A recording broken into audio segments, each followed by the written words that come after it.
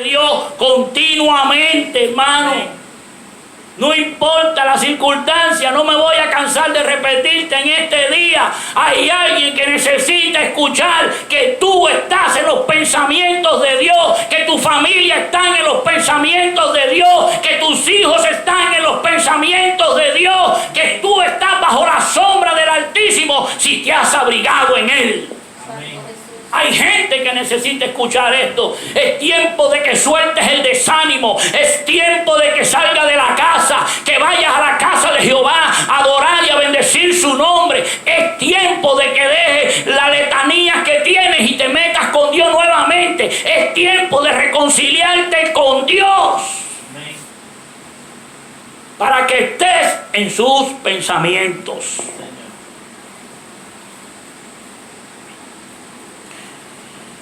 Mire, cuando Jesús estuvo en la tierra, hizo el bien, sanando a los enfermos, ayudando a las personas en aflicción, y lo hizo para darle a los hombres paz, esperanza y futuro.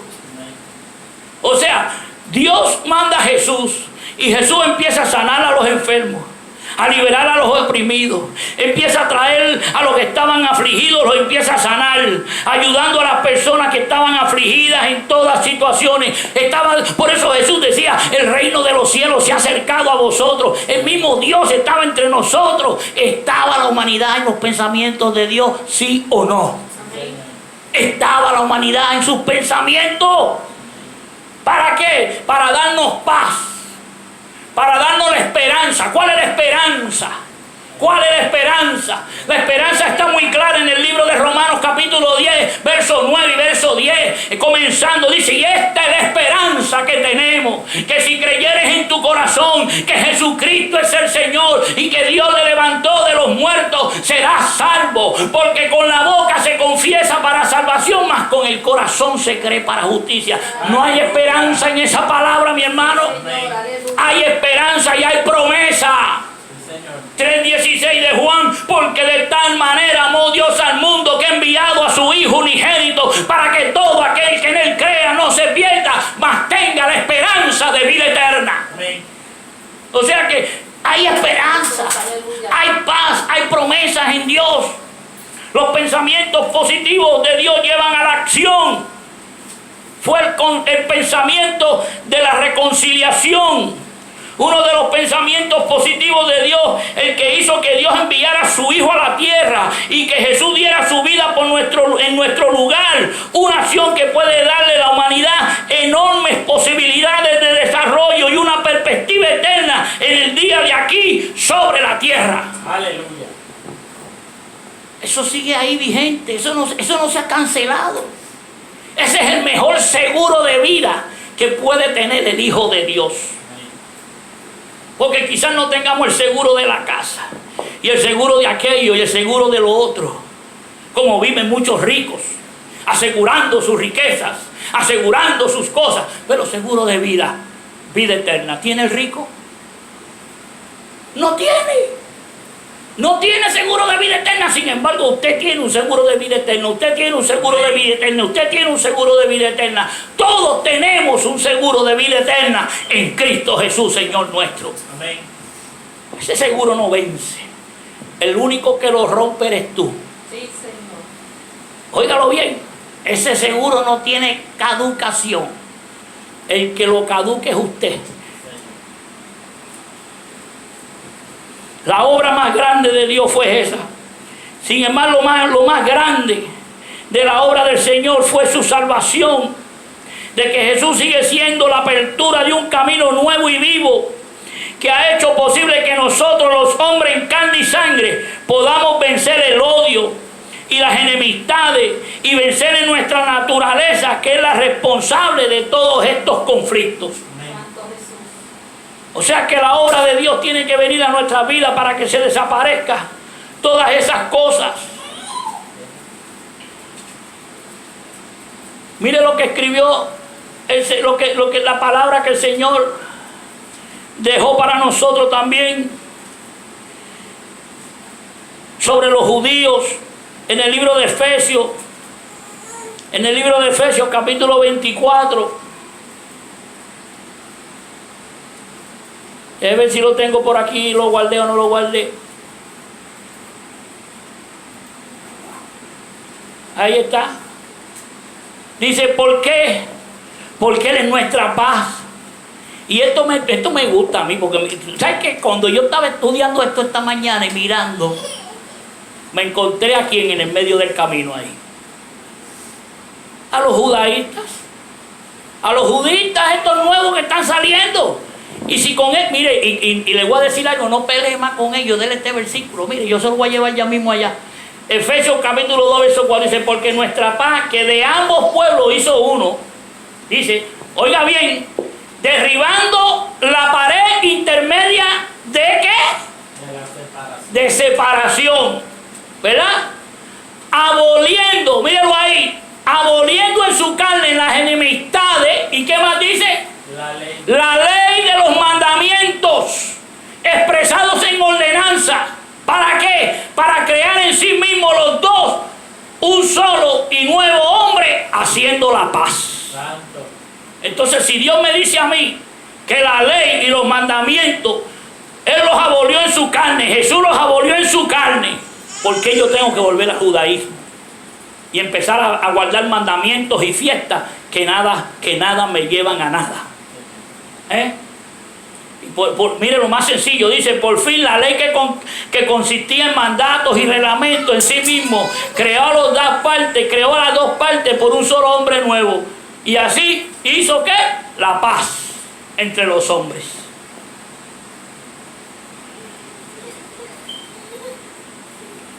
Dice la palabra del Señor que Jesús es nuestra paz, que andamos como un pueblo, como un solo pueblo, tomando nuestra cruz cada día, la cruz donde el enemigo en la carne es crucificado. Los pensamientos de Dios se harán una realidad en nuestras vidas. Vuelvo y le repito esta. Tomando nuestra cruz cada día, la cruz donde los enemigos de la carne o en la carne es crucificado. Los pensamientos de Dios se harán una realidad en nuestras vidas. Santo eres Dios. Paz, esperanza y un futuro. Los pensamientos que Dios tiene acerca de nosotros se convertirán en los pensamientos que nosotros tenemos acerca de nuestros semejantes. Desearle lo mejor aquí en la tierra y por la eternidad. Amén. Conclusión de esto que yo quiero llevarles sobre los pensamientos. Salmo 37, 37 dice, considera al íntegro y mirad al justo, porque hay un final dichoso para el hombre de paz. Aleluya. A paz nos llamó el Señor. Ahora yo quiero hablarle algo. Vamos a hablarle algo ahora, porque hablamos al principio y con esto vamos a la conclusión del mensaje, porque esto sería más una clase que un mensaje, esta parte que viene ahora. Hablamos de que los apóstoles todos murieron trágicamente. Y que vemos también cómo hoy en día se están matando muchos cristianos creyentes trágicamente. Pero no por eso dejan de estar en los pensamientos de Dios. Y una de las cosas que se ha tergiversado en las escrituras, ¿verdad?, es que dicen que Cristo bajó al infierno. Y Cristo no bajó al infierno, hermano. Cristo no tenía nada que buscar en el infierno. Porque del infierno no hay salida. Pero se ha malinterpretado teológicamente el versículo de que bajó a las profundidades de la tierra, como lo muestra el libro de Pedro, Primera de Pedro 3. Capítulo 3 del libro de Primera de Pedro, ahí lo explica claramente, en el verso 20 en adelante.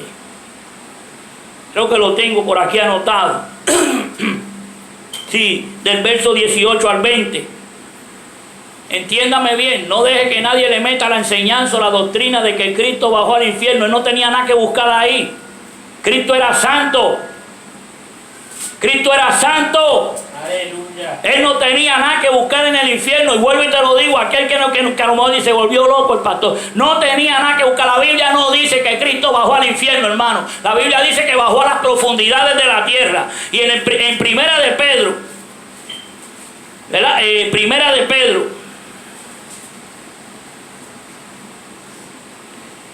Primera de Pedro 3 dice, porque también Cristo padeció una vez por los pecados, el justo por los injustos, para llevarnos a Dios, siendo la verdad muerto en la carne, pero vivificado en espíritu, en el cual también fue y predicó a los espíritus encarcelados, los que en otro tiempo desobedeciendo, cuando una vez se esperaba la paciencia de Dios en los días de Noé, mientras se preparaba el arca, en la cual pocas personas, es decir, 8, fueron salvas del agua.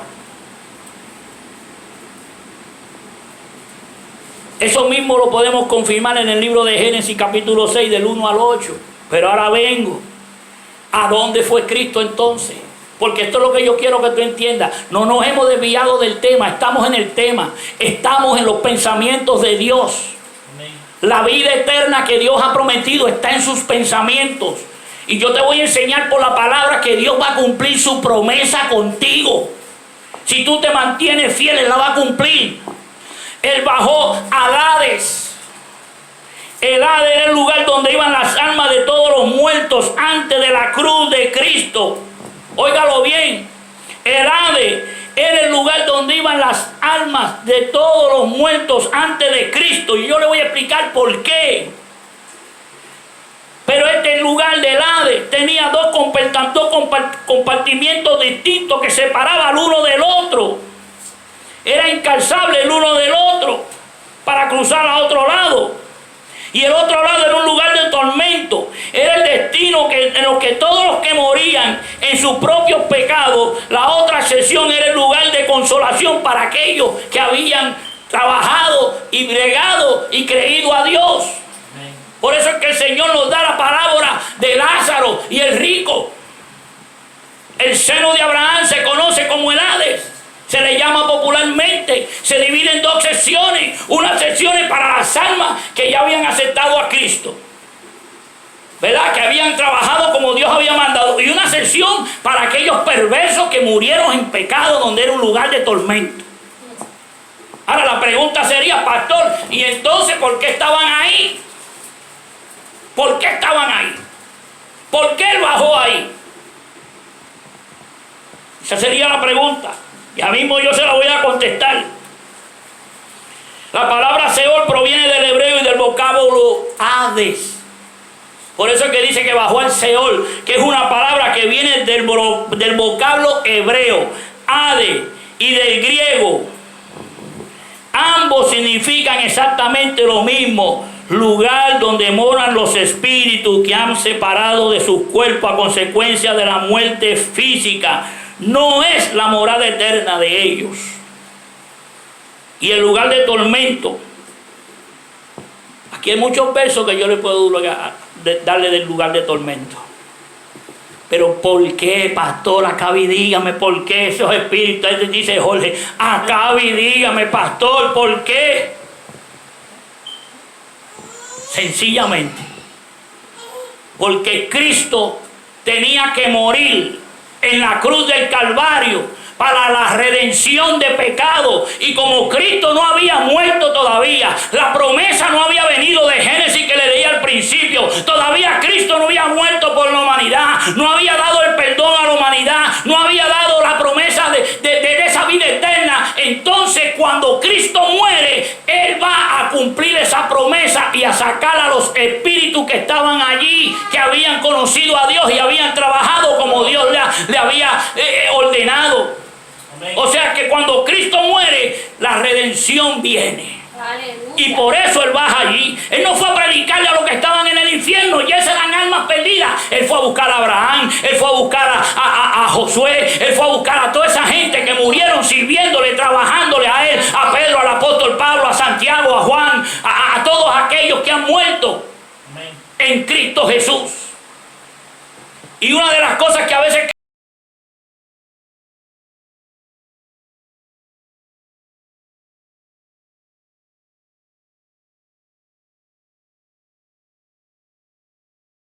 América. Ahora se lo voy a tirar bien para que lo entienda. Si Dios no te tuviese en sus pensamientos, Cristo se había olvidado de toda esa gente allí, ¿oyó? ¿Me está entendiendo? Si Él no te hubiese tenido en los pensamientos, Él no hubiese bajado a buscar a aquellos que estaban allí esperando la promesa.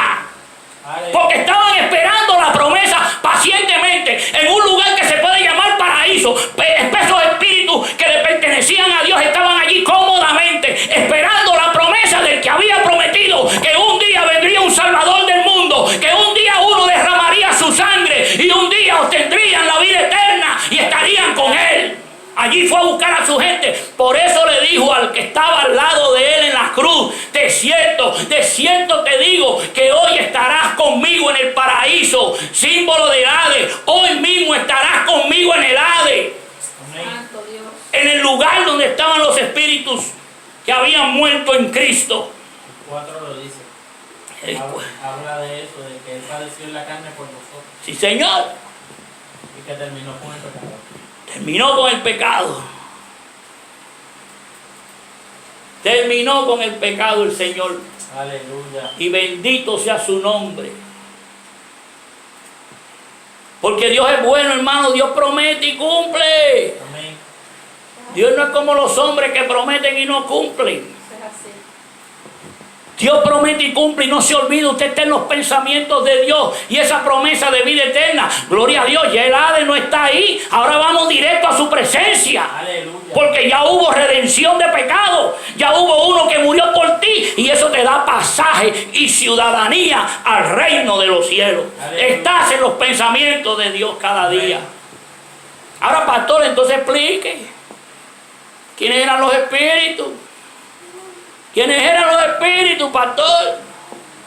Porque la gente a veces, cuando nosotros no escudriñamos mucho, cuando no entendemos mucho, nos creemos los cuentos de cualquiera.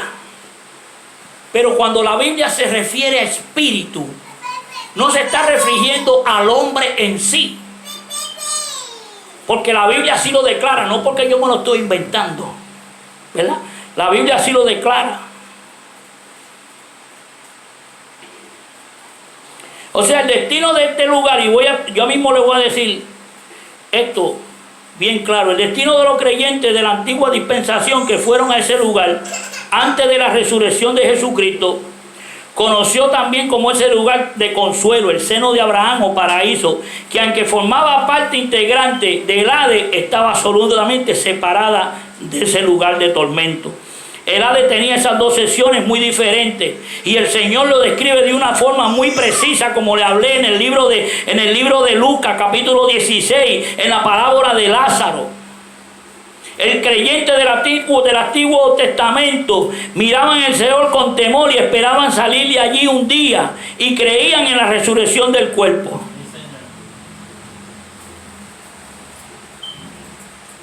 Ahora, mire lo que dice el libro de los Salmos capítulo 16. Y estoy hablando, casi todos estos versículos son del Antiguo Testamento porque no había llegado la redención.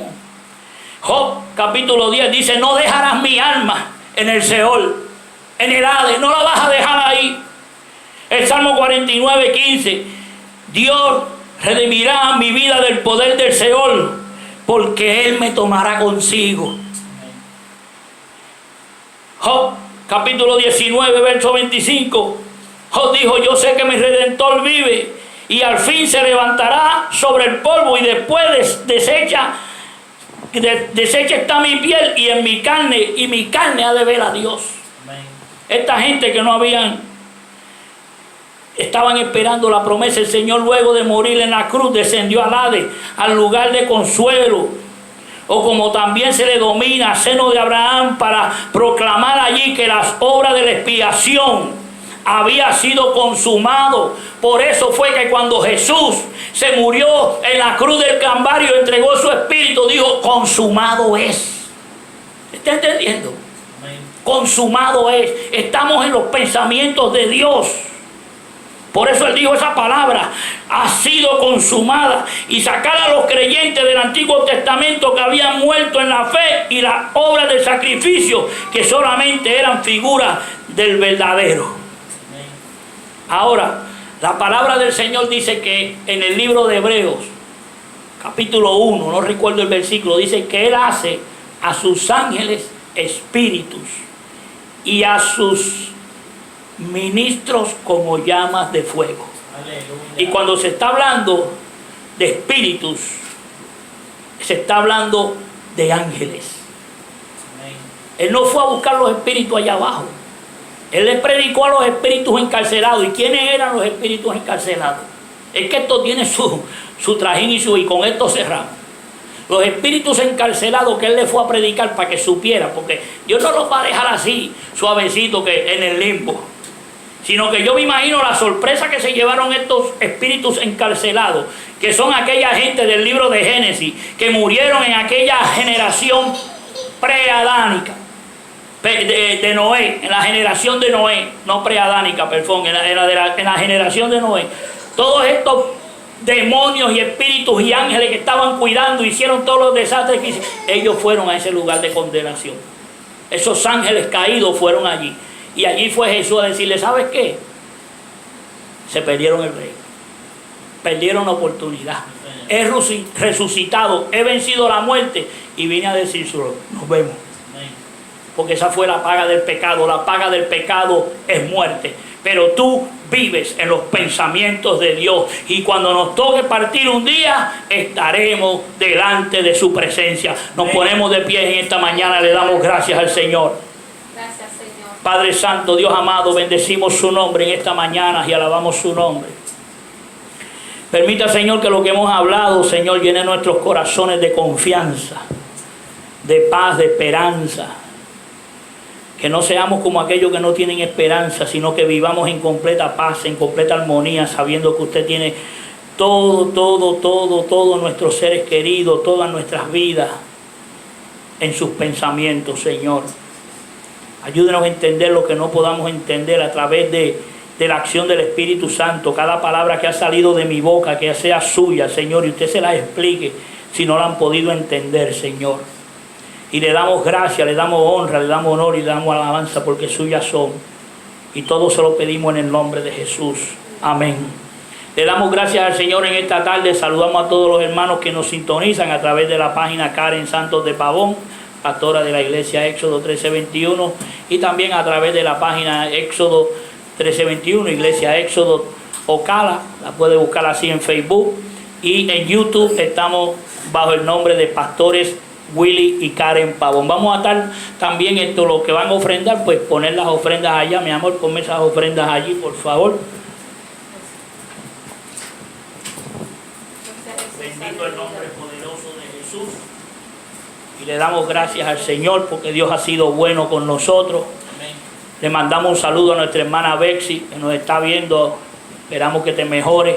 Seguimos orando. Nuestra hermana Josefina, Alejandra, sus niños, aquellos que quizás estuvieron ausentes hoy, el día no estaba muy... Pero bueno, oramos por ellos y seguimos clamando y presentando sus oraciones. Le damos gracias al Señor. El miércoles vamos a estar con la petición de oración, llevando el servicio de oración. Tenemos ya, ¿cuánto, Karen? Como 100, ¿ya? Ya pasó la lista de 100. Y me gozo mucho porque en estos días el Señor nos mandó un mensaje, que una cosa, un refrigerio lindo. De verdad que sí.